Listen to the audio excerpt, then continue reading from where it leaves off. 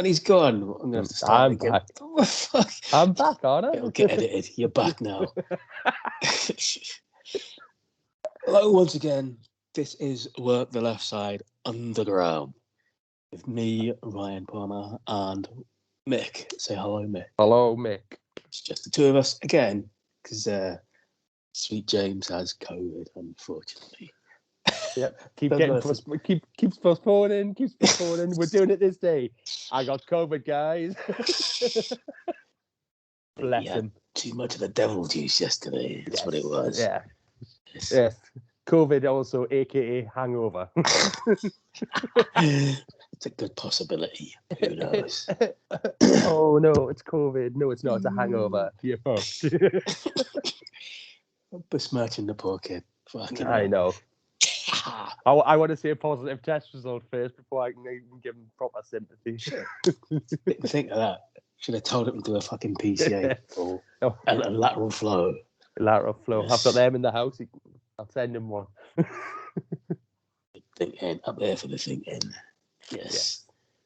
This week we are watching, reviewing SummerSlam 2002. Can I just point out, we say this week. Oh yeah. This was supposed to be 2 weeks ago. So 2 weeks ago, I watched SummerSlam 2002, and I went back and saw bits of it. So sorry in advance. There's been 2 weeks worth of European Championships football, which meant drinking in between. So I've lost some brain cells through that. So haven't we all? Yes, it's coming home, folks. If you haven't already heard, it's coming home. Oh, yeah. So by popular vote on Work the Left Side's Facebook page, it was SummerSlam 2002. I can't even remember what the other options were. I think I put Great American Bash 2004, I think it was, when JBL beat Eddie. It was for the championship. Or is it? Yeah, and I think it was also the one with the concrete trip match as well with the Dudleys and Undertaker. Where they killed Paul Bearer. Yeah. I say it was where Taker. Undertaker killed Paul Bearer. But I'm sure we'll have that one soon. Oh no! Oh! But anyway. Heroes of Wrestling was put on there as a joke by me, I think. But anyway, others. But this was the one that you'd all voted for. Why? We'll go through why. I think we all know why. Yes. There was a specific standout match which has still stood the test of time. And I think I'm not gonna lie, I think that may be the reason why this one got picked. Yes, as a rewatch, it was very for me it was just like, oh shit, there's so much stuff I've missed in that and in the main event as well. Surprising, because I don't remember. We'll get to it, but I don't remember the stuff happening in the main event that happened, i.e., crowd reactions. Like, what the fuck's going on? I don't even remember some of the feuds from it. When I was rewatching it, and they were coming up with the next match and stuff, and it was like, what? Where's that come from? And then they go back, and there's a big fucking storyline arc to it as well. It's like, what the fuck's going on here? Most peculiar. Very peculiar indeed.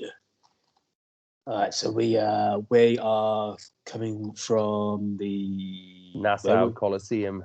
Nassau Coliseum in New York. New York State, yeah. Which I think used to be a big WCW crowd. Insane. So I may be wrong. Which I mentioned in the chat, where the fuck is this coming from? Because the reaction in the main events is just like, I'm trying to figure out what the context was and stuff. Maybe I should have done some research, but it's like it was very jarring at the end. Was Rock not due to leave or something like that at that point? That's what I'm thinking. Was that happening? Was he going to leave and go to Hollywood and stuff? Because I think it was like sort of the next year he'd come back, wasn't it? Where he was like sort of all Hollywood rock and stuff, and he fought Hogan did he fight Hogan at that No Way Out or something, and then had the Austin feud Was this before? Was this the one leading into 19? So would 19 have been? Wouldn't that WrestleMania 19 have been 2003? Possibly. I don't know. Could have been. It could be, because if that was the case, then he did take a big break then to film a couple of things. I think he filmed I think it was Get Cool around that time when he played his fantastic homosexual bouncer role. Yeah, March 30th, 2003 was WrestleMania 19. So yeah, it would have been him taking an extended break to make films. That could have been. That must be the explanation for the sour reaction. Because for some reason, wrestling fans don't like it when wrestlers decide that they can do other things, and they'll have a break. So that. Right. So that explains the. Possibly, I don't know. It's a theory. Good theory indeed. So they're just like, boo, Rocky sucks. Go Lesnar. It's like, what the fuck? Yeah, but it wasn't even as though it was going to be like an organic thing where Lesnar was going to turn babyface or anything like that. I think it was just the fans literally being dicks. Sorry if you were in that crowd and you weren't being a dick, but that's how it come across to me. I thought it must like, is this Philly? Is it Canada? No, it's fucking New York. It's basically home. Yeah, it's fucking WWF's home. Fuck. And they're just giving the most amount of grief to Rock at the end, and Rock is the clear heel. This is where he wins his first championship. 5 months into his run or something like that, wasn't it? Becoming the youngest ever champion as well. Yeah. Oh. But there's about 2.5 hours before that. It totally is. Fucking hell, that's short by today's standards.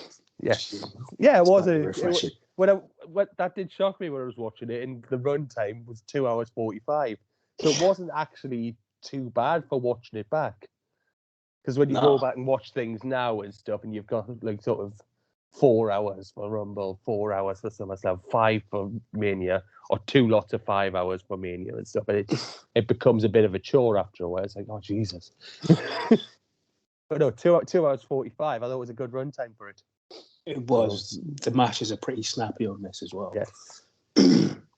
And on paper, actually, most of the matches are fucking.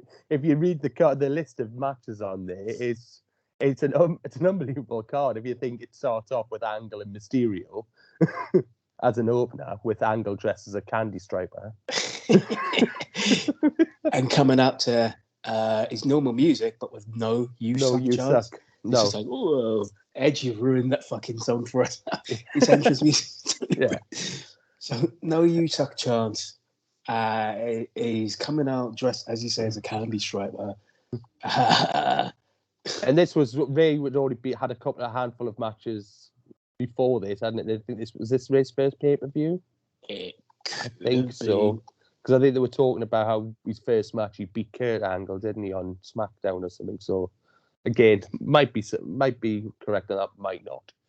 I'm going to say it was. Fuck it.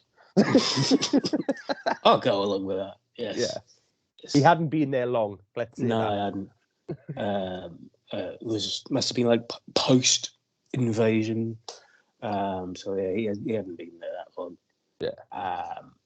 But again, like you say, it was a snappy match. It wasn't a long match, but by obviously today's standards, of probably about 10-minute match and everything. And straight away, you could see Kurt just wanted to avenge that defeat. And he was just doing all he could just to batter Mysterio all over the place. It was brutal. It was stiff. He's fucking proper stiff. But the crowd are really hot for him as well. Yeah, he's absolutely molten hot over in this match's Angle. The crowd absolutely love him. He's the heel in this. He's working heel. Fucking love him. This is it's one of the best crowds I've ever heard. Well.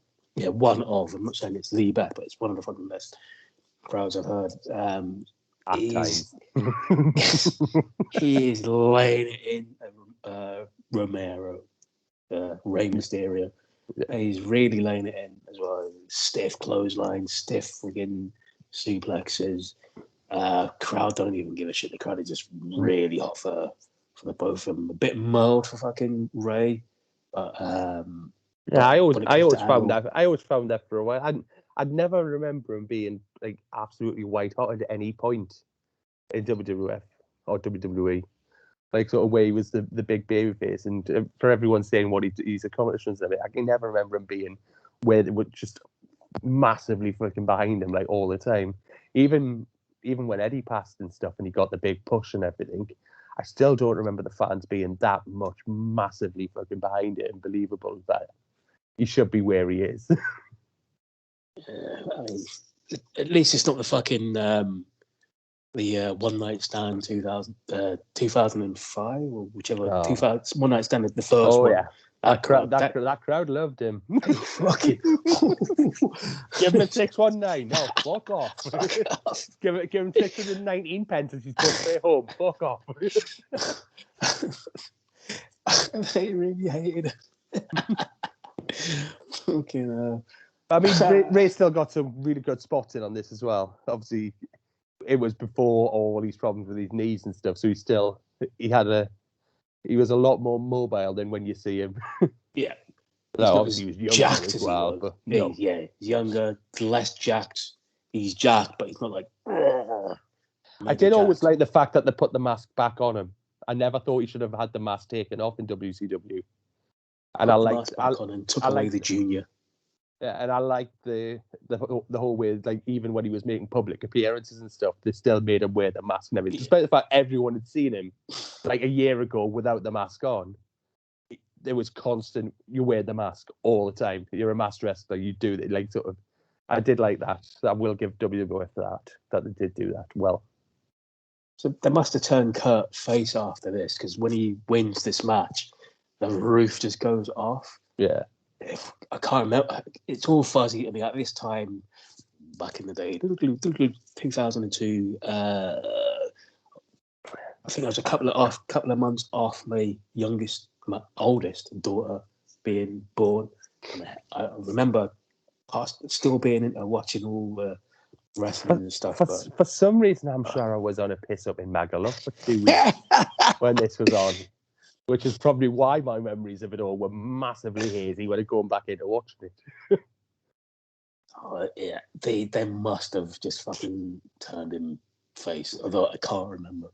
Yeah. As I say, once he wins this, he tries the ankle lock a couple of times. Ray hits the 619, gets that West Coast pop. I had a good West Coast pop as well, even though it is a very weak finisher. I also. It's like he's a salmon jumping from the river. It's like having one of me kittens sat on my chest. I think it's like I reckon I could kick out with that all. Yes, it is a very weak one. Gets the ankle lock on him again. Really stiff one.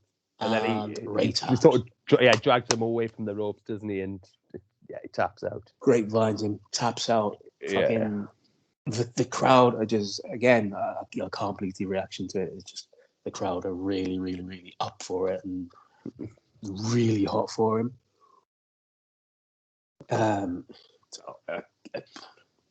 Poorly researched, but yeah, I'm fairly sure they must have turned him after this.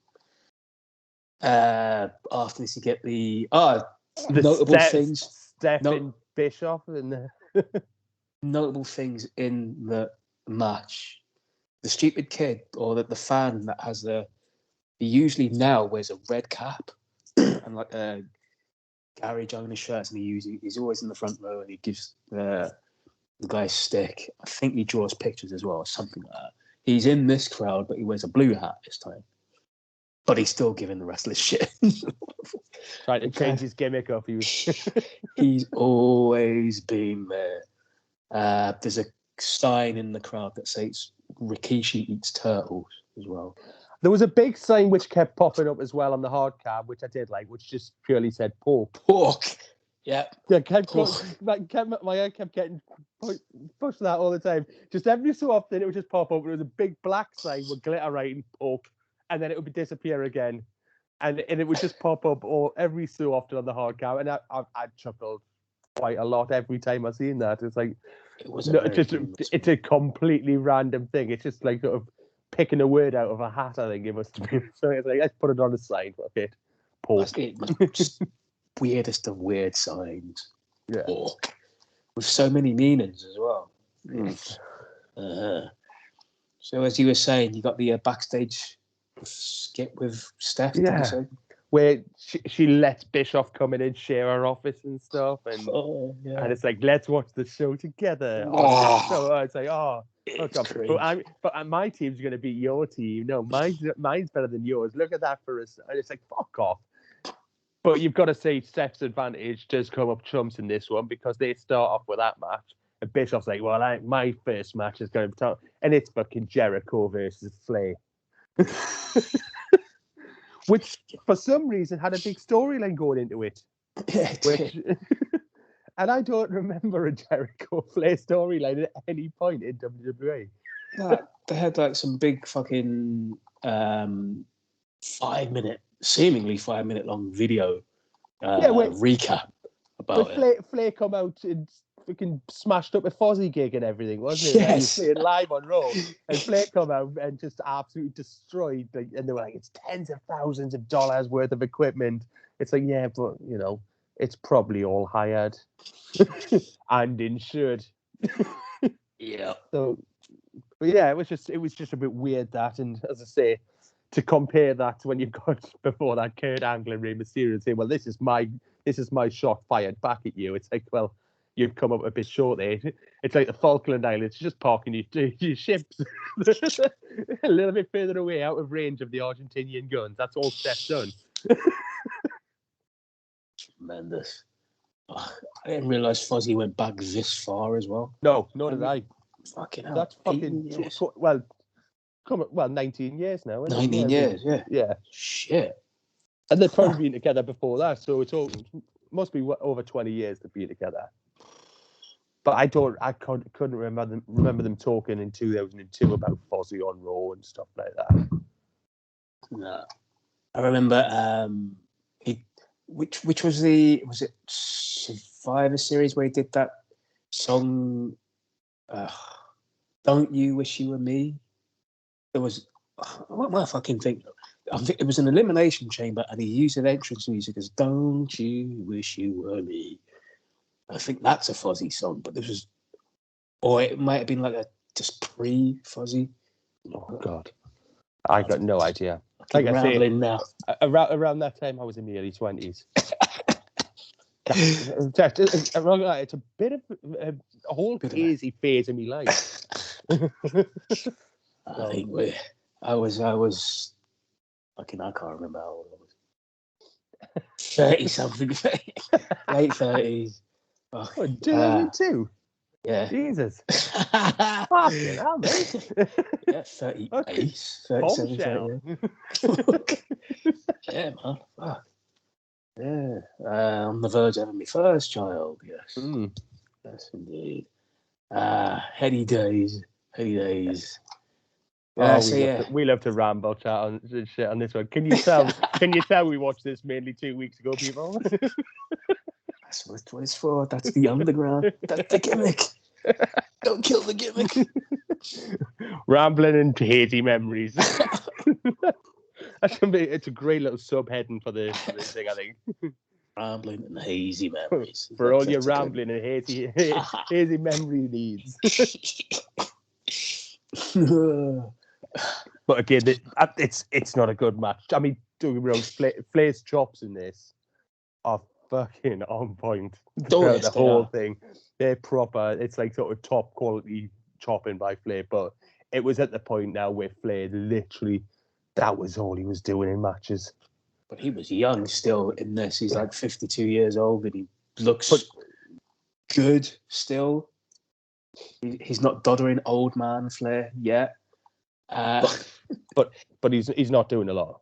He's not. He's doing his chops. He's doing his usual back body whenever he gets flipped in the air and he falls on his back, he goes to his side. You know what it is? I cringe every time I watch him take a backdrop. I always think he's going to smash his hip. He's going to smash his hip because it just seems to twist with one leg sort of flying up in the air. It is the most awkward thing. You've been doing it for years. That and when he gets thrown off the top rope, his body goes into the same position. It might be him protecting his back. Yeah. In all honesty, that's all. do you know the story behind that? What, I'm breaking his back? Yeah. The plane crash. Yeah, the plane crash. Yeah, that's why. There was someone else who died in it. Yeah, that would make sense as to why he did that. But still, it's cringy to watch because you're always just thinking, Jesus. Mm-hmm. Yeah, it's just. I always when I didn't know about the plane crash, I always thought, fuck, he's just shit. I mean, I always knew he was a fucking good wrestler, but when he really did that, it's just like, don't fucking fall that. You look fucking shit doing that. But then knowing, becoming smart to the business and stuff, it's like, so that's why he fucking twists when he falls on his back. Because let's face it, he doesn't need to do it. If he's gonna fall if he's falling like that anyway, he would have damaged his back by doing that. Yeah. So he might as well just take the flat back one. Yeah, weird. But yeah, he even slightly botches the corner flip. Yeah, where he throw when he gets thrown into the corner, flips over and then walks around. That nearly fucks up. I'm sure I remember as well, Jericho putting on an awful looking figure 4 at some point. Another interesting sign. Y2 jerk. Yeah. Not very inventive, but yeah. But yeah, the figure 4 that he slaps on. Because Flair grabs the rope with one hand, and as he literally grabs it, he then taps out. So Jericho thinks he's won. And then they're like, oh, he's tapped out. It's like, no, we got the rope. And they were like showing the replays and stuff as to how quick. And then not long after that, then Flair wins with the figure 4, which I can't remember Flair winning with the figure 4 much after about 91. Usually roll ups, poke to the eye, roll up, hook at the tights, roll up. Yeah. Usually dirty pins. But yeah, that was pretty weird because even on commentary, it's like, oh, he tapped. No, he grabbed the rope and then tapped about 5 fucking seconds later. King, come on. Fucking hell. Yeah, it's pretty instantaneous when he grabs the rope and then friggin' taps. It's a nice spot in fairness. I did like that bit. Very good spot. Because it gives the whole thing where the heel thinks he's won and then he thinks he's been hard done by after the match. So even though he tapped out, he didn't lose stuff because he can always just say he was distracted by the fact he thought he'd won the match. So yeah, it's a nice little finish, I thought. But not a fantastic match. And certainly, like I say, not one that you would have if you're keeping score as a comparison to Angle Mysterio. I think somewhere down the line, me and Nick want to do like a spotlight on Flair, but he's not a Flair guy. I am a Flair guy. But I probably would not fucking watch this match. No. It's fairness, not one of the best. I don't think apart from possibly one of his like matches with Mr. McMahon, I don't think I'd watch any of his run after WCW closed the doors. Yeah. It'd certainly be very low on my list, but knowing how we are with the Spotlight episodes, chances are we'll find ourselves drawn to all the shit. We'll end up spending 20 minutes talking about where they're playing fucking musical chairs. Oh no! Oh, fuck that shit. Because unfortunately for these Spotlight things, that's what we do. We just gravitate towards the shit. One day we'll do an episode and actually be talking about good matches. And if you don't believe us that we gravitate towards the shit, go and watch the Scott Steiner episode, people. Oh god. Why did we do that? Why did we fucking inflict ourselves on that shit? There are some decent fucking Scott Steiner matches, but and Steiner Brothers matches, but how the fuck did we end up picking all the shit one? Because we're fucking morons. I blame Nick. Nick, we're blaming you. You're not here to defend yourself. You won't come on this one, so it's your fault. You'll love that one. So, yes. Next is it. I can't remember if there was a segment after this. I don't think there was, but it's Brock and Heyman in the dressing room. For some reason, slagging off Hogan. Oh, because Brock destroyed him. Must have been proper fucking destroyed him a couple of weeks before, like sort of where they were saying he had him in a bear hug so tight and stuff, where he had the internal bleeding and he had blood coming out of his mouth and everything. So they were talking about how Brock Lesnar had killed Hulkamania and everything. Because this was during his run back as in the red and yellow. Yes. Which there's some lovely chair shots to the head in the build-up package to the Brock Rock match as well, where it just keeps showing him battering Hogan over the head with a steel chair and then smearing his blood on his chest and stuff, which a lovely sight especially on somebody that pale.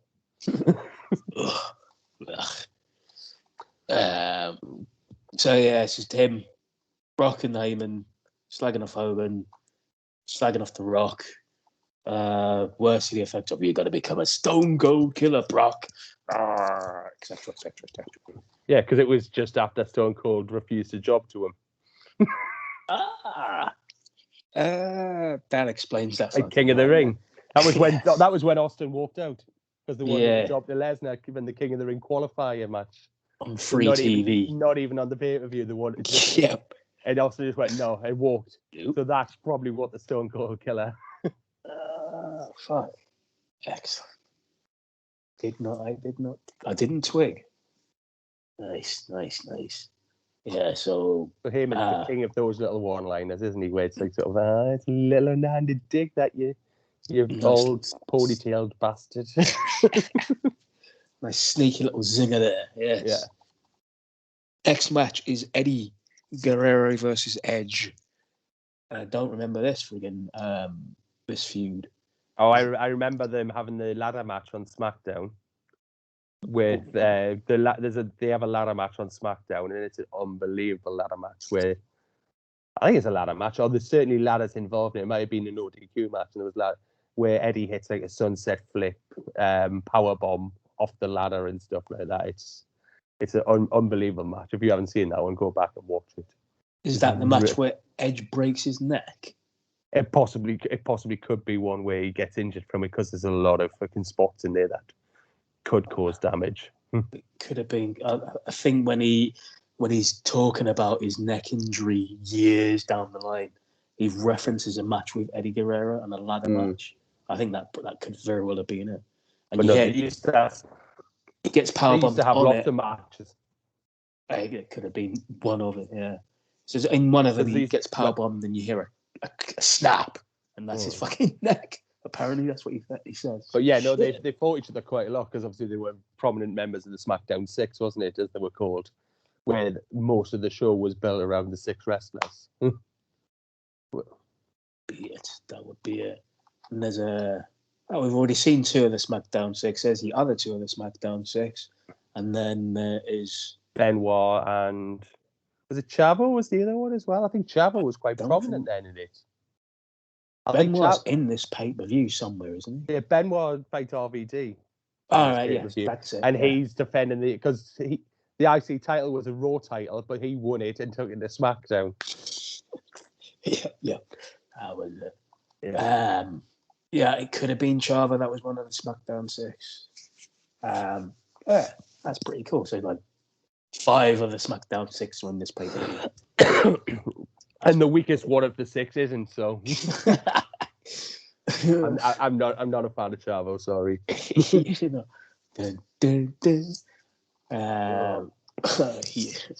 What did he have in WCW as like a prop? Was it a horse? Like a wooden horse? Possibly. It was like Rocky, but it was a horse. For some reason, I'm picturing him now in some sort of like Kurt Angle style cowboy hat as well. Soon it. But let's we forget Kerwin White. Oh fuck! Oh god! With Dolph Ziggler as his caddy. Yeah. it's not white, it's not right. I was like, oh my God. I remember saying that, just like, oh, fuck that. That's not the way they're going, is it? It was his best gimmick. Oh my God. Hastily and rightly dropped when Eddie passed. It was just like, Yes. like a bad habit. Fucking hell. Yeah, so you got Edge and Eddie. Edge with his The Rob Zombie music. Yes. So he's the babyface in this. I don't like Edge as a babyface. It's just cringe. I think we were just so lucky to have him have that massive run as a heel, and how good a heel he was, in fairness, when he obviously fucked you up a Matt. And, yes. So Eddie's the heel. There's a deport Eddie sign in the crowd. Fucking hell. Dirtiest mullet in the game sign. Yes. Jesus has risen and his name is Brock Lesnar sign. Pork. And there's pork. Pork pops up again. Latino Heat has smelly feet. So yes. Nice. Excellent fucking tremendous sign. So the people of New York excelling themselves there with that one. Edge's entrance, he does his running backwards and forwards, runs out of the fucking camera shot. So it's like the camera completely loses him. The crowd completely pop for Edge, as they would do. There's a lot of pretty good fucking chain wrestling in this match as well, which I was surprised about. I'm not even too sure of. With the likes of Eddie Guerrero, it shouldn't be too surprised. Edge hits a spear. Eddie's tied up in the ropes, but Eddie's in the ropes. Edge hits the first spear on him whilst Eddie's in the ropes. Goes for the second one. Eddie moves, and then Edge goes through the ropes and hits the floor. Apparently injures his shoulders. Then his shoulder's the target for the rest of the match. Yeah, he sells it well. He's selling it for the rest of the match. It's really, really, really technical from that point onwards. Eddie just does nothing but just target the arm, DDTs the arm and the shoulder, works on the shoulder, works on the arm. Doesn't he frog splash the shoulder? He frog splashes the fucking shoulder. It's it's the best we can fucking see. It's like, wow, that's insane. He's stomping on the shoulder. He slaps on a chicken wing as well. Yeah. Edge doesn't give up from that. Arm bar as well. A back suplex whilst the arm's fucking trapped. It's one of those work the body part matches. But done very, very right. done right. Although it's like Eddie doesn't have like a submission move that we know of that's going to target the arm. But he knows a lot of rest holds and stuff that look as though they're targeting the arm and everything. And but then he also knows obviously the impact moves and stuff that he can make look really good as well, which make it look as though he's targeting the arm and everything. Which would have been really cool if the finish would have been like he pulled out some sort of arm submission and won the match that way. Like a Fujiwara arm bar, isn't it? Yes. That would have been fucking smart. But they were still building Edge. You could see Edge all the time from the early noughties, even when he was a babyface on there. They had big plans for him, and they were freaking going to push him, and then obviously the whole thing happened later in his career, become heel, and the rest history on it. But you could see before any of that happened, that they always had big plans for him in the main event picture. Well, I mean, if they put him with Eddie in this match, Eddie just made him look fucking golden. Yeah. He put Edge over like no one's business. Kurt Angle done that for him as well, big time. Yeah. When they had their matches and everything. Because he's obviously the reason Kurt become bald. That in time. Yeah, his hair was receding anyway. Like, yeah. You may as well fucking Give up the fight, mate. Get rid of it. It would have been hilarious had Kurt have won that. Kurt just wanted rid of his hair. It's a good way of doing it. And end up somehow winning the match, and they had to shave Edge's freaking long, flowing blonde locks instead. Kurt's like, keep that, put it in a bag, put it in a bag, put it in a bag. Eddie, fucking Angle just starts growing his hair long, even though it's like he starts looking like fucking Baron Corbin or something. Fucking hell. Yeah, God. That would have been ridiculous. Oh, I forgot about his hair.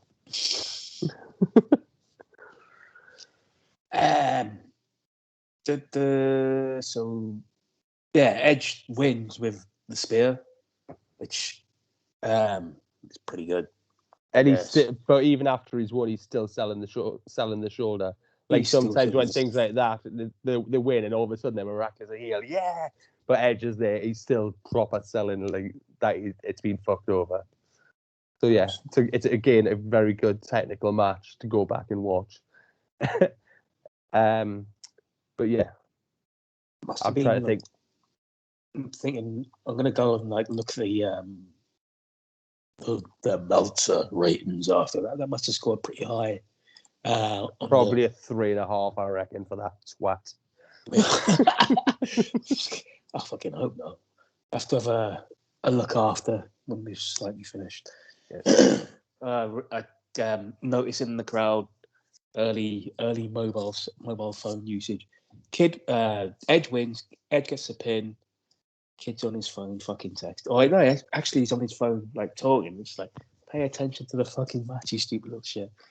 Oh, and there was a wrestlingfigures.com site that kept popping up as well. There's a bit of advertising there from them. Notice that. Don't know if they're still going. Didn't look them up. Should have. May very well have to do that afterwards as well. I think, is this the match? No, I'm thinking this might have been the match where like Eddie is getting a fucking standing ovation afterwards, but no, that's something entirely different. You got the Un-Americans. The Un-Americans being interviewed by Coach. Do you remember the Un-American? Yeah. I try to remember if Regal joined them as well.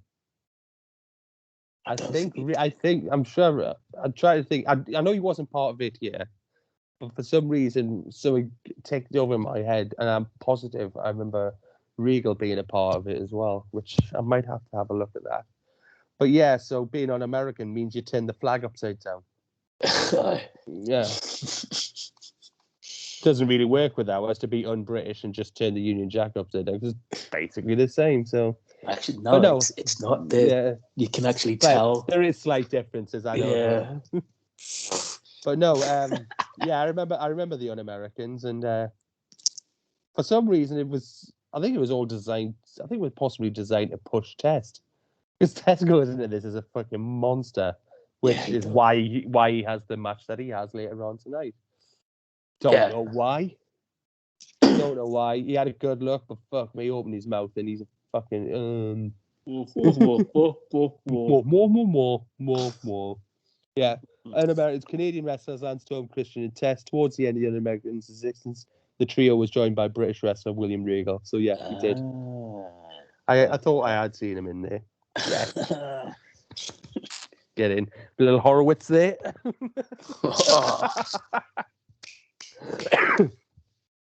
But yeah, and then I'd forgotten about Booker T and Goldust being a tag team and how over they actually were. Yes. Massively over. And it just, as a team, it made no sense, but they worked really well together. Yes, they did. They had fucking excellent chemistry, they did. Yeah.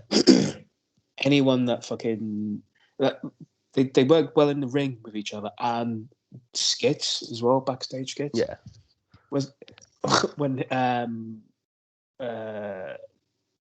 Booker joined the NWO and Goldust was trying to stop him from joining and stuff. Yeah. And he was in bed with it. Was fucking hilarious. This one is it's one of those tag team matches where it's still a very good tag team match despite the fact it's 4 singles guys. Yes. Yeah. And you can tell it's 4 singles guys, but they still work it as a tag team very, very well. And I mean, because let's face it, Christian, I suppose, is a tag team specialist, but with Edge, not with Lance Storm. But he is now both predominantly singles then. So, and obviously Lance Storm. What wouldn't you say about Lance Storm? So it's 4 super talented fucking singles guys, yeah. And they have a good match. Forgot about the Un-Americans being tag champions as well. I couldn't remember that myself. Like, it was a bit of a surprise. Yeah. And it was for the tag team championships, which, spoiler alert, they don't win. Sorry, guys. But fucking Test runs in, kills Booker T. Good old Test. So fucking Test is like all over the fucking place in this. As you say, he gets the match later on in the evening. There's. You can see I think they are trying to push him as like a big monster at this point, because it's like he's there and he's not the leader, but he's like he's the proper enforcer of the thing, where like sort of he takes care of all the shit, and he'd be the one who, if they kept them together, would get the singles title shots and stuff like that. But so, again, don't ask me why. Yeah. Until The Rock buried him with that fucking. And what I will promo. say as well, I've been very, very kind so far, because one thing we haven't alluded to during the SmackDown matches is my favourite commentator on commentary, fucking Taz. Yes. Fuck's sake. Taz is fucking excellent in this fucking pay-per-view. At one stage, he even pops. He pops Michael Cole. Michael Cole. It's in the last match. It's in the it's in the main event match. We'll keep the line for that one, because I know which one you're on about as well. I can see your little voice taking over, and I've got a feeling I know which one it is. Taz is on top form in this whole pay-per-view. So in fairness, JR and Lola are really good in this one as well, for what they're working with, because the Raw side of things leading up to things isn't great. They must have been really desperate for guys in this, because if you look at like what SmackDown's putting out there, and then obviously Raw's options to go against them, it's like, obviously apart from the main one from Raw, which we'll get to in a bit. But yeah, but no, it was an all right match. Like I say, it's 4 singles guys doing what they do, and Test. Damn, 4 single guys and Test. Got usual tag team shenanigans, cutting off the ring, distractions, distracting the referee so they can't see the tag, getting pushed back out. You're gonna make the tag.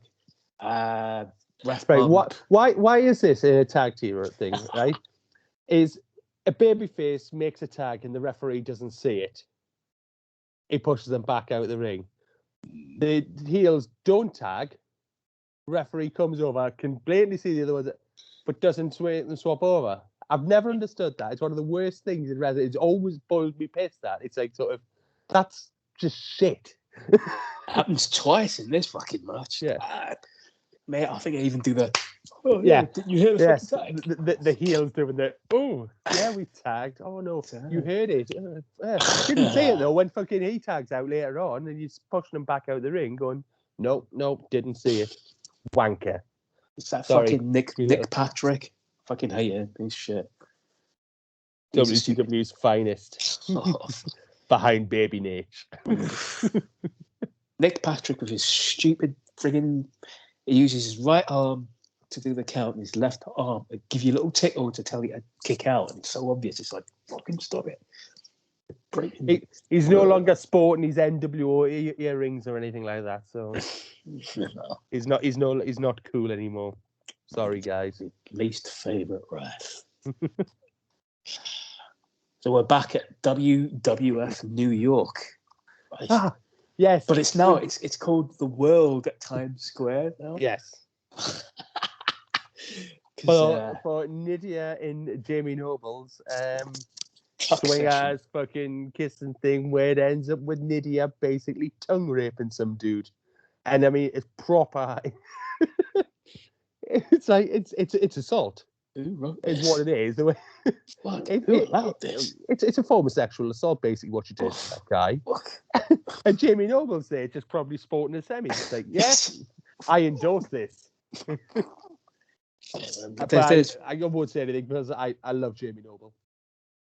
I was always a big Jamie Noble fan. So even the redneck thing, and the fact that they tried to pass him off as a ninja in WCW and everything like that.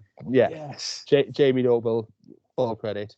And didn't Nydia win one of the first Tough Enoughs or something like that? I think and she that was.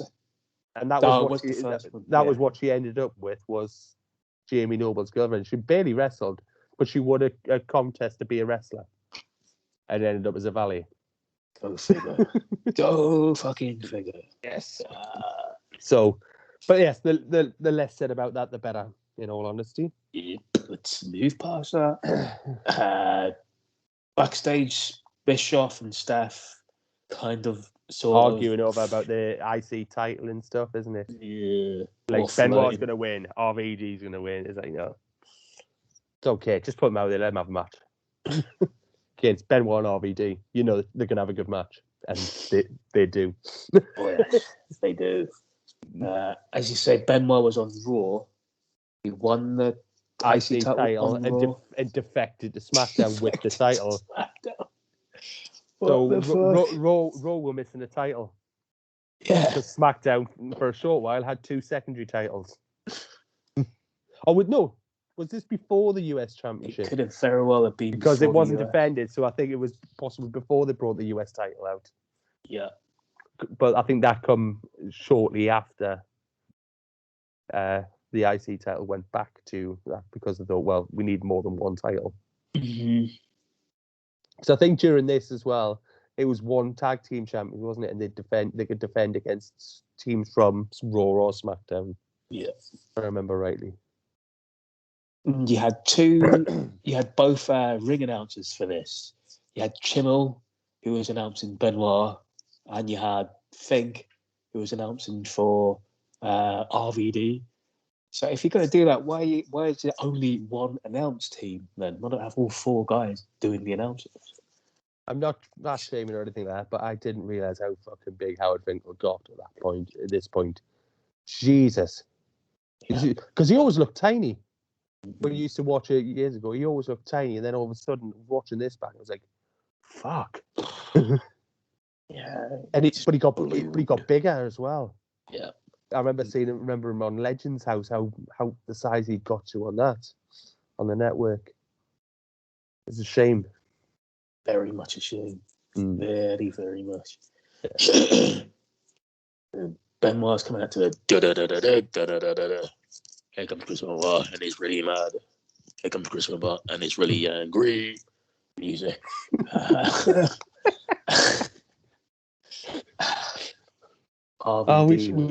We shouldn't laugh and make things about his song like that, but Jesus, how angry he was, yeah. Fucking hell.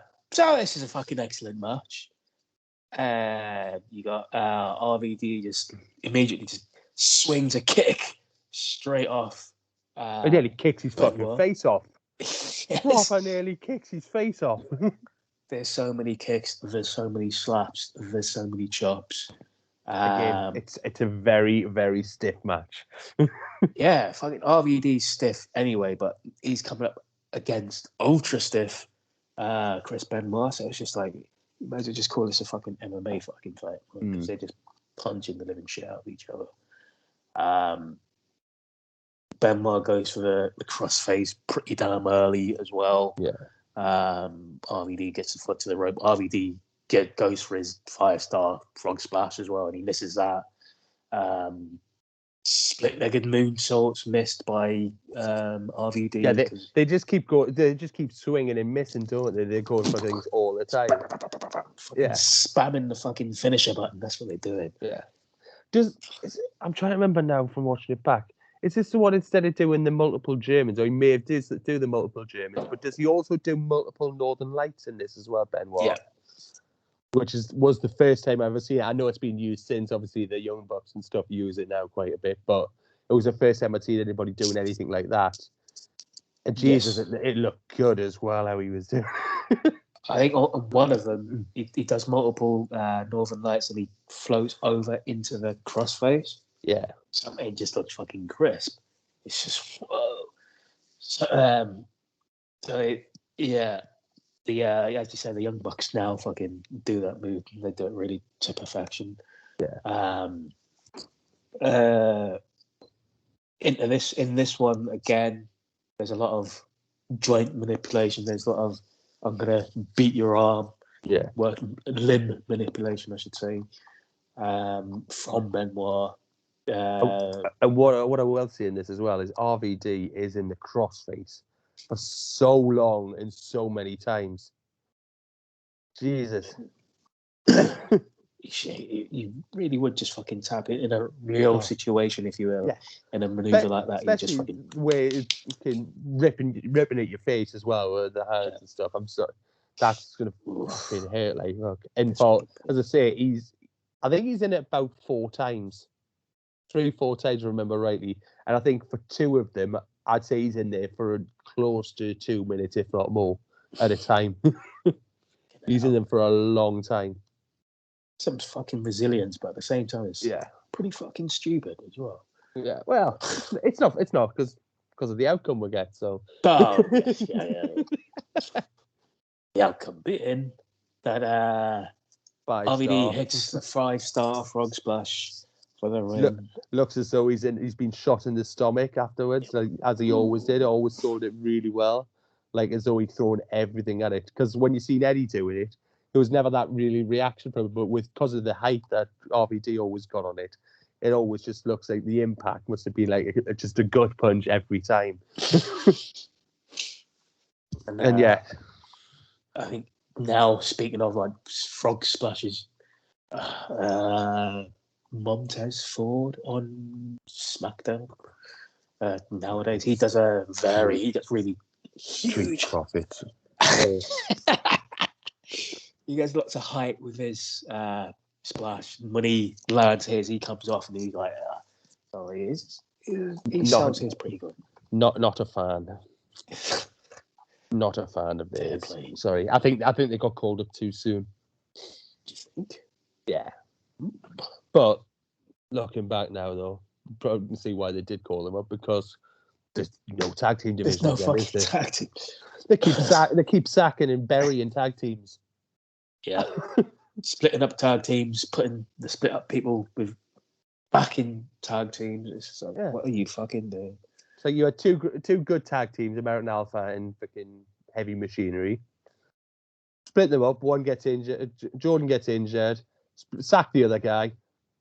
Well, we'll always have a shave and put him with Chad Gable.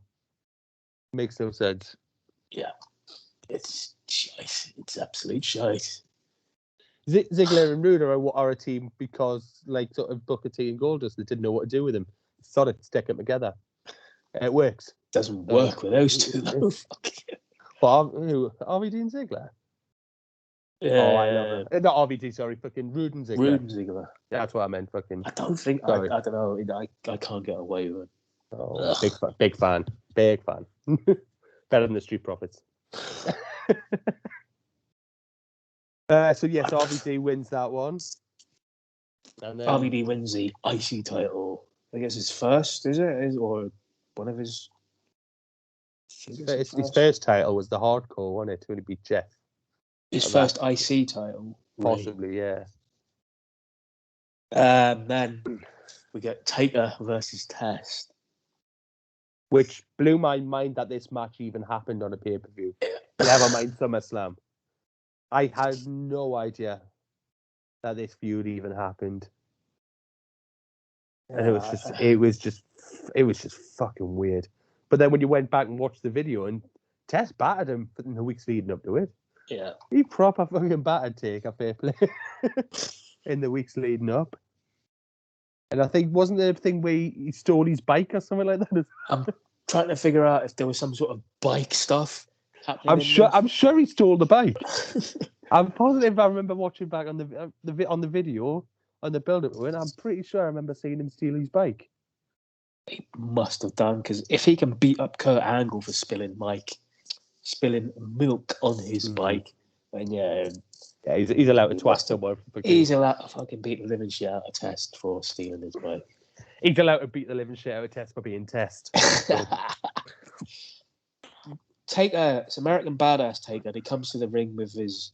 I'm sure it's the entrance. It's a dead man walking thing, isn't it? It's dead man walking, but I'm sure the entrance is like the entrance video is Limp Bizkit. Probably still is. Because there's some of them where Limp Bizkit's played on there, and there's some where it's not. And it's just like sort of, well, you've either got the right or you haven't. I know you're all big Fred Durst fans, but you know, you've either got the right or you haven't.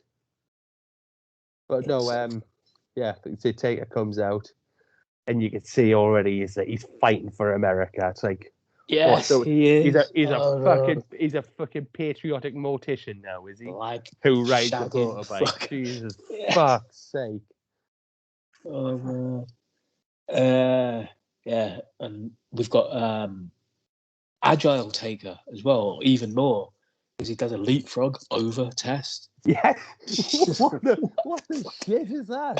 It's like, wow, where did that come from? I've seen him going over the. But for some reason, him doing that leapfrog for me, it impressed me more than when he does the fucking over the top. Yeah, but that was very impressive. But even at this point, and it's still early in his career, in fairness, it was only 12 years in, and they're even referring to it as old school back then.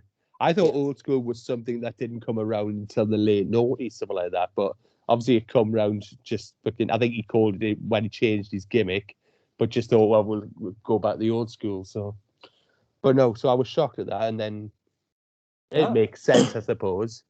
I think it was in a random match. He shouted old school, and then did the move, and so it became adopted as old school. What I did notice during this match as well is Test should have actually been disqualified about 5 times. What for? I can't freaking remember.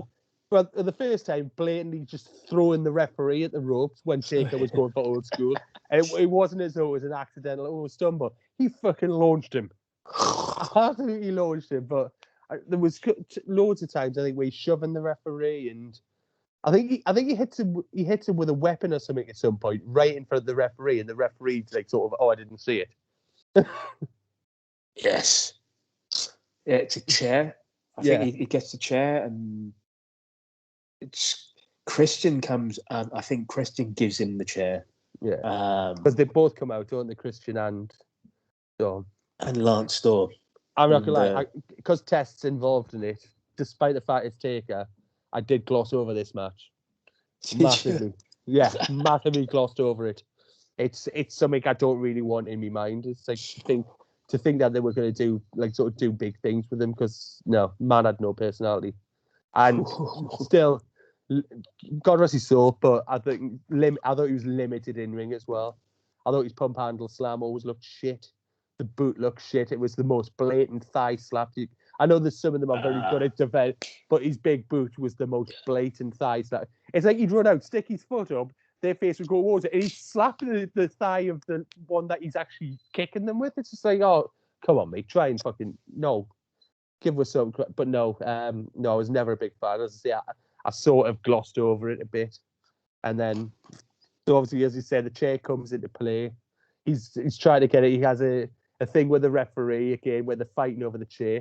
Referee takes a bump because of that. Fucking weight test again. Should have been disqualified for throwing the referee down with a chair in his hand. And Taker hits a big boot into the chair, which hits it in there. Because I did notice as well, Taker, I didn't think I wasn't confident at any point that he was going to be able to do the last ride. Oh yeah. Yeah. Because it was a nice little finish to have the tombstone there in his back pocket. Because it was rare when he used the tombstone. I think when he was doing the American Badass thing, that run, it was very rare that he used that. It was nice to see him finish that one off with that, and then went into the crowd. and stole some guy's American flag. Yes. And in no different way to the un-Americans who have theirs upside down, held it and paraded it around backwards. Because they behind his head, backwards the whole way. It's no different for me than it being upside down. Complete hypocrisy. Yeah. Fucking hell. Jim Ross is loving it, like sort of, I love my country. Oh, and so does Taker. That's why I love Taker. He loves it. 6 months later, he's calling him Bugger Red, and how he hates him. He's the most despisable person in the world. But beating up JR. Fucking hell. Making every fucker bleed. Yes. Bugger Red. Bugger Red. God, I love that. Coming up with the next two best matches of the card. Yeah. JR and Lawler make sure that they explain what's coming up as well. They're like sort of, listen, this is our main event. I'm really uncomfortable saying I've won it. And they're proper selling Sean's comeback and everything like that. It's like sort of, but they're also like sort of trying to sell that they're really worried for him and stuff, because I think there was even like a CM Punk like title reign for how many days it had been since his last match. Yeah. And I think it was 1,609 if I remember rightly. Fucking hell. It was something like that. It was since his last match was Mania 14 or 15, was it? 15, yeah, against Austin. Austin, when he dropped the title to Austin, yeah. So and then we've got the build-up video to it and everything, and I can still remember the turn on him and stuff like that. That's one memory that I still had going into it. I remember him turning on it and being like, "You couldn't." Yes, I knew I'd get one in there, and it's a really good thing. And then it's the whole like sort of, it's like the who run over Austin thing. It's like who smashed his face into the window. I wonder who it could be. Could it be his best mate who just turned on him the week before? I don't know. Let's look at the grainy footage. Oh, now there's a specialist who can zoom in, and all of a sudden you can just say, "It was you, Triple H. You're damn right." Damn right it was me. Yes, that was a fucking excellent recap video. But watching that recap video as well, I'd forgotten how nasally Triple H's voice was in the original DX. Yes, it was. Yes. Really nasally voice. Yeah. It's totally different. like a goofy sidekick type voice, wasn't it? Yes, it was. And I'd forgotten how much it was like that when he was with Sean. Because then once Sean went, it did change. It got deeper because I'm the boss now. I'm the leader. Yeah. But yeah. Who is the main event? Shut your mouth. Yeah, that's exactly how he used to speak. So then obviously Sean comes out first, and I've done some research on this bit for this bit as well. Nice. I made a note of it. Tremendous. So I looked at the Bible quote. Philippines. Yep. I can do all 14, 13. Yep. Which is, I can do all things through Christ who strengthens me. Yes. That's what that meant. That was actually one bit of fucking research I done. It was like, I'm going to find out what that means. Oh, pork sign's back. Pork. It's pork. And with Sean's entrance as well, the glitter budget must have been through the fucking roof. Or they had a surplus budget going in. What would we do? Just give Sean some more glitter? Fuck me, that was some glitter there on display there for that one.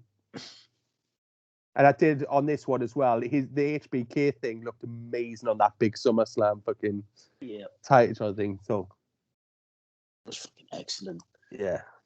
And the whole time they just kept saying, King kept saying as well, just a reminder as well, this, as far as the fans and everyone WWE's concerned and stuff, this match isn't happening. Well, it is, mate. We're sat watching it and you're fucking talking over it. You can't say it didn't happen when you're commentating on it, you prick. The referee's just there to count the shoulders. That's all he's there for. There's no rules, there's no sanction. So why is the referee wearing a fucking shirt for? He should just be wearing a t-shirt, any old random t-shirt. Just have Dave from catering just come out and just do it. Dave, do you want to referee a match? Dave, count the three. You want to count the three? Count this. Yeah, so Triple H hasn't got any hair on his face in this one. No. He's clean shaven. Clean shaven Triple H, yay or nay? No, he's got to have the facial hair. It's just, what was he doing? He just looks silly. Only ever looked sillier the only time he looked sillier was when he wore the tight with the cycling shorts underneath them. Fucking hell. Yes. I think it was the Goldberg feud when he was rocking the black tight with black cycling shorts underneath. Only time he looked stupider. Or whenever he opened his mouth in the original DX. Yeah.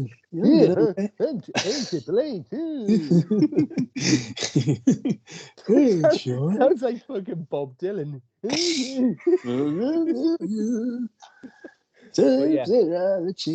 But no, straight from the get-go, it just kicks off big time. Yeah. Triple H doesn't want anything to do with it. He's trying to throw Shawn out over the top rope to get away from him.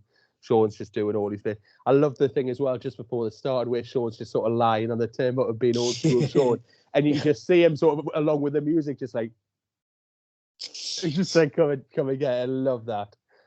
But yeah, really quick pace.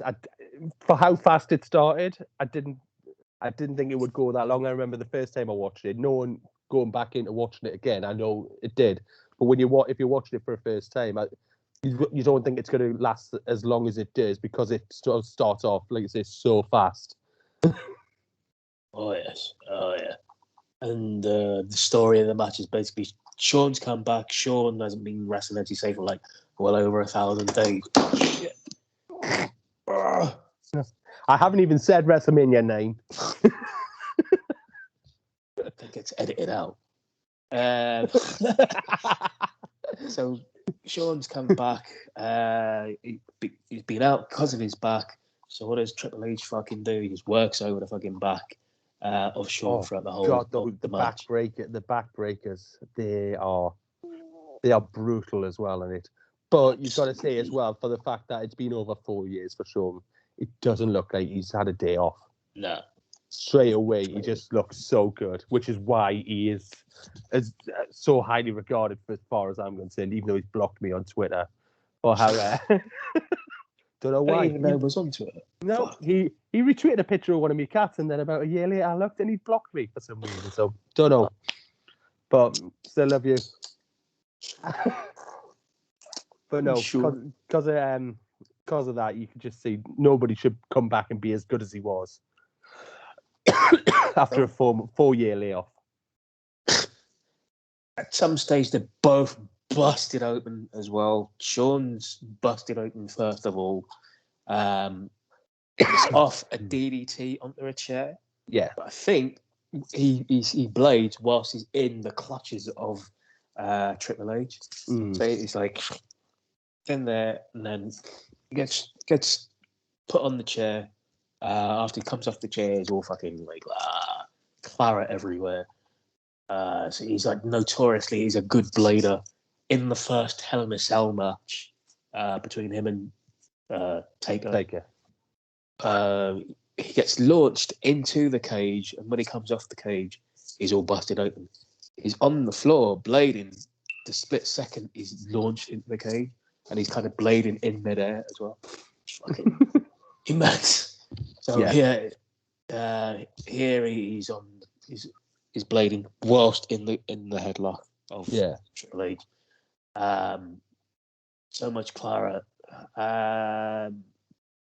Commentary are putting over the fact that he's putting his body on the line. Because Triple H is doing everything he can to just go after the back, isn't he? He is. There was one, I think, we just a sidewalk slam onto the open chair, and the chair just goes like king. He's back through it and stuff, and it was like, that was fucking really. It's hard to watch at times, like that, especially that. It's just like Jesus, still gonna hurt. That is, because unlike Flair, it didn't look like he's protecting his back. I'm trying to remember how Triple H ends up busted open. Is it the stairs? Is it the stairs? Something with the stairs, or no? Doesn't he do a thing where he runs around the ring? And then does the sort of the Jericho style, like sort of face plant into the stairs? Into the steps, yes, yeah. And I think that might be. He runs the length of the fucking ring. He does the Braun Strowman run. And then, bulldogs him into the steps. That busts Triple H open. Possibly. He's slapping Triple H with headshots, with bin lids as well. Yeah. The ladder's out and everything as well. The ladder's out, hits him in the head with the ladder. Eventually gets the table, goes to the top rope. Hunter's on the fucking decked out on the table. Because he's there giving it on the top rope, isn't it? And it's not a great splash, but it does the job. But he's there like sort of, it's me. I'm still a lunatic and stuff. And then But yeah, the other spot that I really like as well, when later on he's in the ring, gets the ladder, Hunter's on the deck, and he just goes, "I love you all." It's something like "I love you all" to the crowd. Is that when he does the elbow drop? Yeah. Yeah, that's fucking. I like that spot loads. Yeah. Actually hits the fucking elbow as well. Can't make the pin because it's taking a lot out of him. I love the finish to this as well, because despite everything that went on, at no point did anybody actually hit their finisher. Yeah. There wasn't a single finish and kick out. So both their finishers didn't look weakened at any point. No. And it basically back and forth, with Shawn's going for the super kick, Triple H going for the pedigree, and then it ends up where Shawn just swings his legs up and does a flip over, gets him in the pin, gets the 3, wins, gets all emotional. And Triple H twats him in the back with a sledgehammer. And he does the proper slow-mo, like, oh shit, I've been shot. Like sort of similar to when Jericho kicks him in the balls at WrestleMania. Yeah. The whole slow-mo. But that second shot looks fucking violent. I know it's a rubber hammer, but still. And it looks a nasty one. You get the doctors rushing to the ring. They rush past a heavily busted open. Yeah, the man who's losing a lot of blood, but because he's pissing himself laughing. He's walking away, busted open, laughing. Doctors run past him. And freaking Jim Ross is there. You son of a bitch! And stuff. I hate you. Yeah, I hate you. You son of a bitch! And freaking selling it as though like I want to kill that bastard. I want to kill him. You son of a bitch! I think he does actually call him a bastard at some point as well. He does. Yeah, he's so enraged. It's like just waiting for the fucking you little fucker, you nasty little fucker, you little bastard, you little bastard. Yeah, but yeah, that match alone is unbelievable. If you take anything from this thing, go and watch that match. If you haven't watched it, go and watch it. If you have watched it, go and watch it again. Watch it again. Unbelievable, and tell me that any other wrestler could do what Shawn does in that match after over nearly 4.5 year layoff. Absolutely. Unreal. Unbelievable. Absolutely unreal. So obviously to bit of filler then, we get a heel Fink. And we discussed this and we're like, no, we're keeping this bit for Anya. Why the fuck was Howard Finkel heel? I can't fucking remember. I didn't go back and do any research on this, but he's obviously done something at some point to Lillian Garcia. I think he might have replaced her as ring announcer because of all the fucking invasion shit. And there was a shuffle and training. But then Trish had been bullying him or tricking him and stuff loads. And he drops, what was it? He drops some sort of line or something. It's a dog-eat-dog world. You've got the puppies and I've got the wiener. Oh my God. That must have been during the point I was fast-forwarding. That is, I believe, a direct quote as well. You go back and watch it. That is the direct quote. When him and Trish are talking, and she's like, oh, come on, give me a hug and stuff. And he genuinely does say, you got the puppies, I got the wiener. Oh, Christ. And he's there, and nursing some sort of a semi under there. And then you can see something, you think, well, who's coming out? And then Lillian's there, and Lillian slaps him. And then gives one of the vilest nut shots I think I've ever seen in my life. As well. It's a fucking nut shot. It's a one where it looks like she's kicked him on the inside of the thigh, but then her leg just continues up and just fucking and it just looks nasty. But it was where they were just starting to play with the idea, was it, pushing Trish and everything as the baby face of the women's division and everything like that. So, but yeah, the less said about that, the better. But yeah, if anyone knows why Fink was a heel, keep it to yourself. Yeah. Shit. Oh, and wasn't it as well? He mentions about Major League Baseball. They may be on strike, but don't worry, Howard Finkel won't go on strike and things like that. It's, oh, fuck off, mate. And from that, then we then go into the main event of Rock versus Brock, which had like a WrestleMania type montage leading up to it, where it was more so them training, where you got Rock doing the steps in the stadium and fucking doing pull-ups on like sort of hanging towels and things. Yep. And Brock just looking absolutely just unreal. Where he's just doing all the fucking the college wrestling fucking warm-up squat things and everything like that. Just looking at an absolute animal. And then say it shows you him where he fucking absolutely kills Hulk Hogan with some brutal chair shots. And Rock beating, I think Taker was champion when Rock won a triple threat against Taker and Angle. Yep. And then, because then it was like sort of, because they already knew going into that match that Brock was going to be in the main event from winning King of the Ring, where he beat RVD in the final of that. Yeah. So they knew he was going into that. But yeah, no, it was really good little montage video. As I said, I could have done without seeing some of the workout stuff, like the running up the steps and everything like that. It's like, no, you're not. Well, you are Rocky, but not that Rocky. Yeah, it's like, we'll be watching Rocky 3 or Rocky 2. What the fuck? But yeah, decent enough video. Went a bit ham with the training montage stuff, but it was kind of like it was sort of juxtaposed between the two of them. The rise of Lesnar with the continual rise of The Rock. I don't know if you noticed though, when obviously Brock comes out and stuff like this, where how agile, I forget how agile he was when he was young, you know, and obviously we all know what happened with WrestleMania 19 where he botched the shooting star's breast. But if you've ever seen the videos of him hitting it, all the time, he used to hit it perfectly, and it was just a sight. And even then, just watching him doing that leap up onto the side of the ring, and I'd forgotten that he'd done it in these early days, where he was hopping the top rope. He was doing the fucking cruiserweight fucking hopping over the top rope things to get in the ring and everything like that. Shit. Then Rock comes out, so he lays the title belt down in the entranceway, bombs it to the fucking ring. Runs to the ring, hits, Rock punches, and literally within two of them, it's like all of a sudden Suplex City, fucking overhead, belly to belly and stuff like that.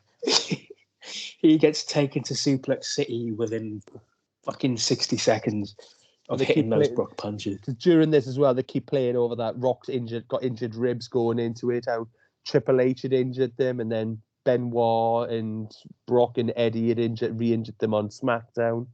So it was like straight away Brock's targeting the ribs where he's doing the shoulder barges in the corner, just hitting suplexes, as I say, all the time. Brock suplexes in this are fucking tight, man. Unbelievable. And he literally, I think he has about 5 minutes of just completely unopposed offense. The Rock doesn't land anything at all until after about 5 minutes. He hits a couple of punches and I think he does a belly to back suplex. That's about it. Yeah. and that no, he doesn't hit much. You would swear it's a squash match. You would swear it's like an episode of Superstars the way it started. And it just continues on, and Heyman's brilliant in this, by the way, as well. On the outside, proper, he goes full Heenan in this, where he's doing every underhanded trick, like Rock's on the outside, referee he kicks him in the ribs, and he's distracted him again. His head's hanging off there. I'll choke him for a bit. He's brilliant in it. He's channeling Bobby Heenan through all this, like, big time. He's all over the fucking place in this. Yes, he's running interference. And Taz is brilliant as well. I'm not normally nice about him, but he's brilliant the way he's just like sort of, someone get the little bastard. Someone, for God's sake, someone hit him. Someone. He's like, was it Heyman's pulled a hamstring? It's the first physical thing he's done since the hotel or something like that. Yeah. Oh, fuck. Yes. But yeah, so it continues on again. Like I say, after the suplex, Brock just continues to work him over. I think that for a while they sold it where they were saying he was such a beast with the bear hug and stuff like that. They were saying that was the thing which, like I say, fucked up Hogan, where they said to give him internal bleeding and everything.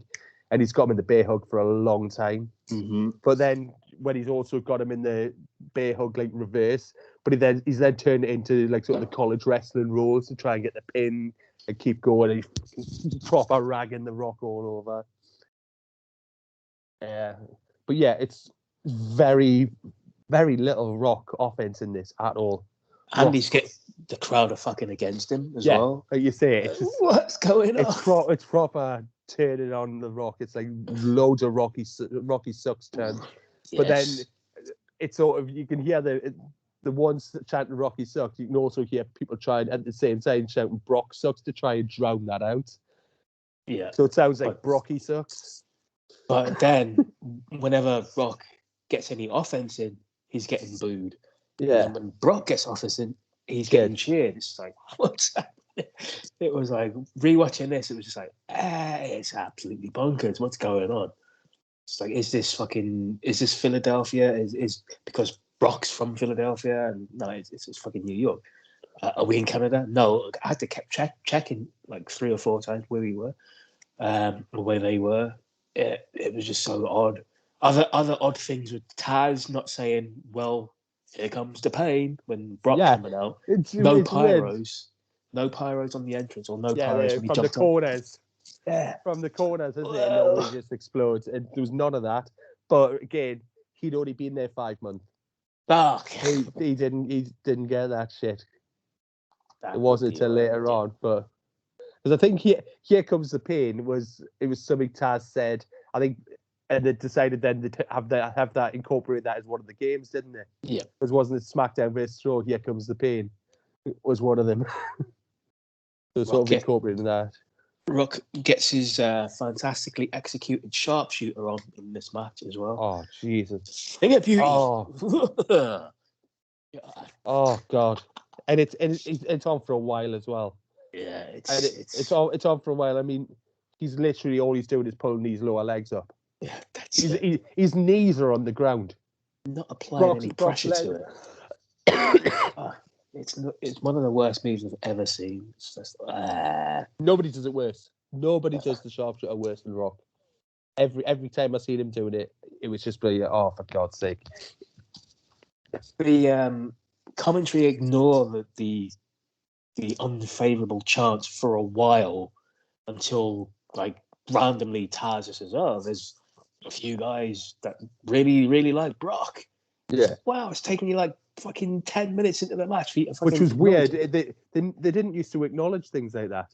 Yeah. No, they didn't. It's just like, it's so jarring, very jarring. There was a Taz line as well. What was the fucking line? Is this the one we were discussing where I said, I think I know which one it is that you're going to say? Yeah. And it's a bit later on in the match.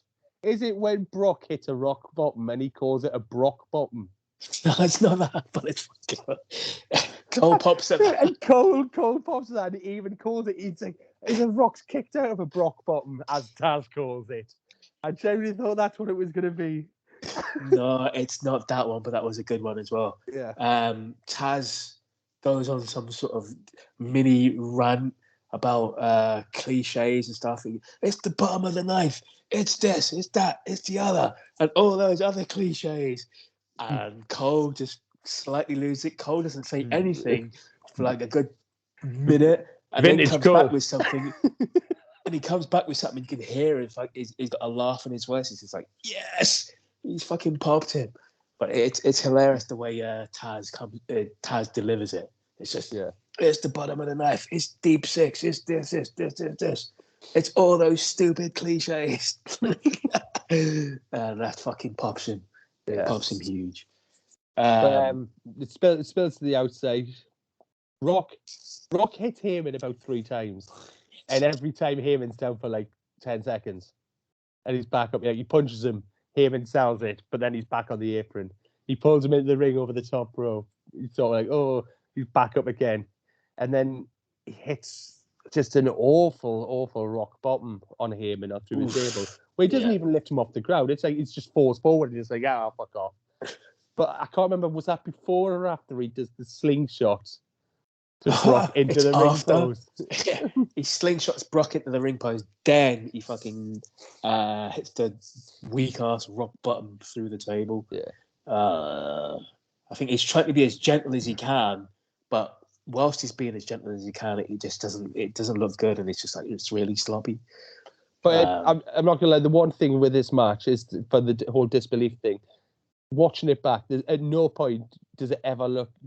Would you ever think Rock could win this? No. At no point when I'm watching this do I think he's got a chance. It's like Brock's winning this. You can tell through it all. Even when Rock hits the rock bottom and stuff like that. We completely missed a fucking amazing spot as well, by the way. Which one was that? The double kip up. Oh, when they're balls out and then it gets to about a 5 count and they both do the fucking kip up. And I love that. I popped a fuck for that. I thought that was brilliant. But as I said, forgot how agile Brock is. Or was back then anyway.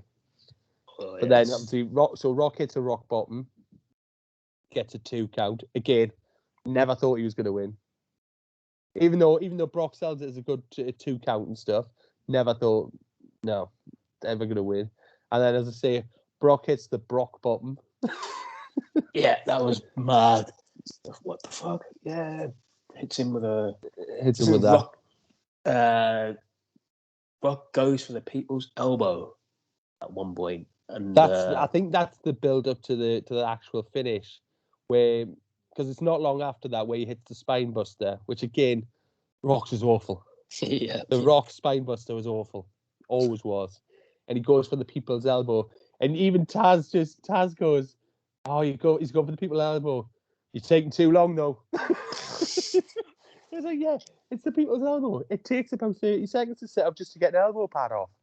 And he does the first jump over, and then Brock just jumps up and hits a beast of a clothesline, almost takes his head off. Gets him up into the F5. Gets him off. Rock lands on his feet. Goes for a rock bottom. Brock reverses it.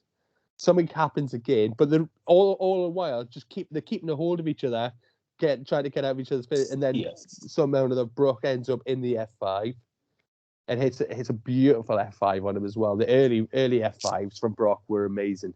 They always looked disgusting as well. And they always looked with ease because a lot of the time it was either on really small guys or really big guys, but they never looked any different. They always looked picture perfect, whether he was doing it on fucking Funaki or on Rikishi or something like that. Mm-hmm. And then obviously Brock gets the win.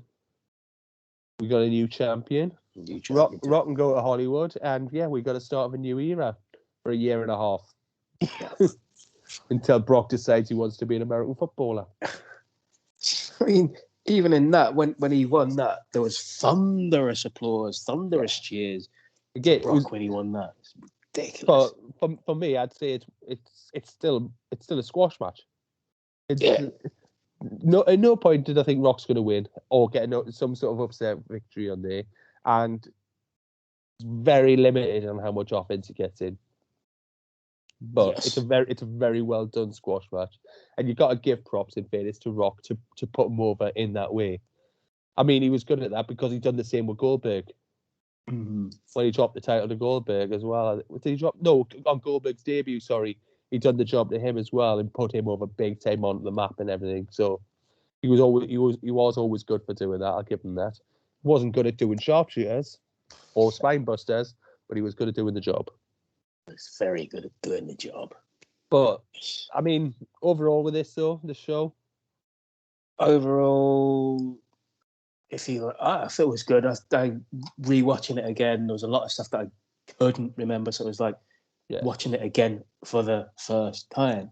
This must have been like the second time I had seen it since the first time. This is really bizarre. I mean, the takeaway from it was the SmackDown roster was so much stronger than the Raw one at the time. You had the SmackDown the SmackDown matches were just, I thought, obviously apart from Shawn and HBK. Shawn and Triple H is a standout match.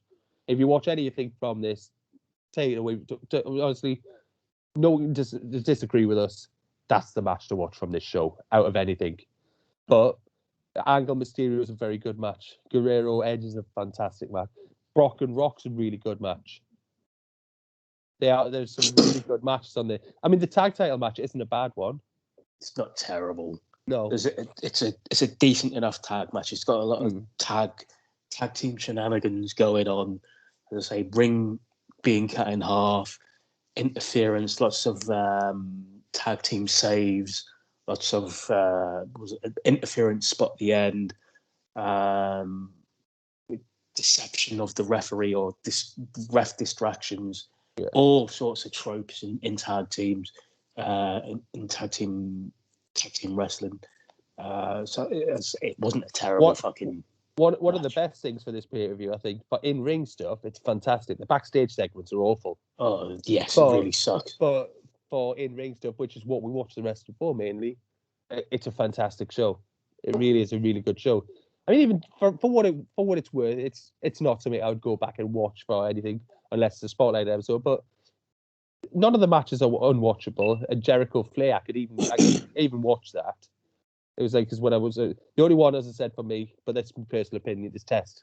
I couldn't put myself through that. And we even said it when we're discussing about possible spotlight things. And one of the ones that was said was Undertaker.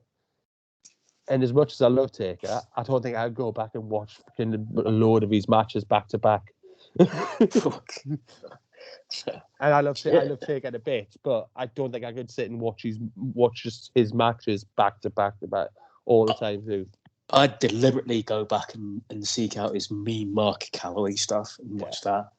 Watch those squash matches from fucking NWA Worldwide or whatever it was. I would fucking seek them out. Those are really good. Yeah. So, but the only thing is, I think it would end up whereby we'd talk about the Mania matches, the four Manias in a row, Shawn and Triple H. That's where it'll end up, and I know that. I think that's why we can't do that one. But obviously, we'll leave that to Nick because he's the man who makes those decisions on it. Mr. Scott Steiner. Let's do a spotlight on him. Ahead of Mr. Perfect. What a wanker. That's right, Nick. I'm calling you a wanker when you put Scott Steiner ahead of Mr. Perfect. So the Meltzer ratings on this were for Kurt and Ray 3.75 stars. Yeah, about right.